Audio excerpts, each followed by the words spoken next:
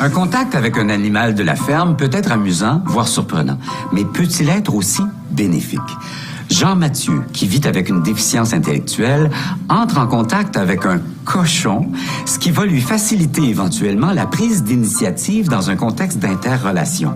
Il est accompagné de l'intervenante en zoothérapie, Emmanuelle Fournier-Chouinard.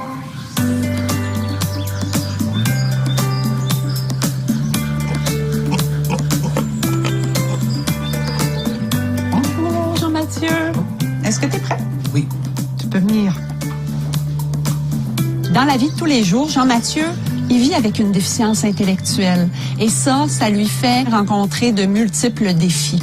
Prendre des décisions par lui-même, initier des interactions avec des gens qu'il connaît pas, c'est tous des défis du quotidien que lui rencontre. Ouvre la porte à ce cochon. Ah, salut, Gustave. Avec Carl Gustave Oink, le cochon, c'est un peu ce genre de situation qu'on va reproduire. Dans ce contexte-ci, Jean-Mathieu doit briser sa passivité initiale. C'est lui qui doit prendre les commandes et réfléchir à ce qu'on pourrait faire pour convaincre Gustave de faire la tâche qui lui est demandée. Gustave, j'ai l'impression que Jean-Mathieu a une idée en tête. Oui. Et pour ce faire, il doit faire preuve de capacité d'observation, d'analyse, de réflexion, donc tout un travail cognitif pour arriver à résoudre le problème social qu'il a devant lui. Qu'est-ce que tu as l'intention de faire avec ça? Le resserrer, Gustave, Ouais? sur le tapis.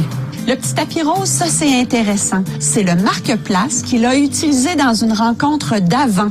Alors, on voit le travail qui se construit d'une séance à l'autre.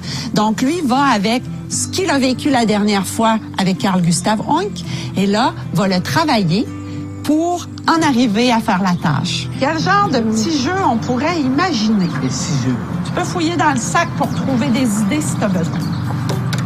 Oh, des défis main dans la pâte. Qu'est-ce qui est écrit là-dessus? Faire un slalom. Piger un slalom, c'est compliqué. Faut prendre le temps de réfléchir. Tu veux-tu essayer ça? Oui. OK. Dans le travail en déficience intellectuelle, l'un des grands défis pour l'intervenant, c'est de ne pas intervenir, c'est-à-dire laisser l'espace à Jean-Mathieu et surtout lui laisser le temps pour réfléchir et solutionner le problème, attirer Gustave par lui-même. Gustave.